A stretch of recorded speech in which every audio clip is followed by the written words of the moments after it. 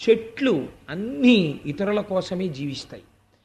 తమకి అని ఇంత మాత్రం దాచుకోవడము చేత కాదు.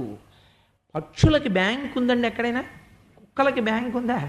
లేదు. వాటికి అకౌంట్లు, ఏటీఎం కార్డులు, ఇలాంటి గొడవలు వాటికి ఏమి ఉండదు. ఒక్క మనుష్యుడికే ఉంటాయి ఇవన్నీ. ఫిక్స్డ్ డిపాజిట్లు, టర్మ్ డిపాజిట్లు, రేట్ ఆఫ్ ఇంట్రెస్ట్లు, సీనియర్ సిటిజన్స్.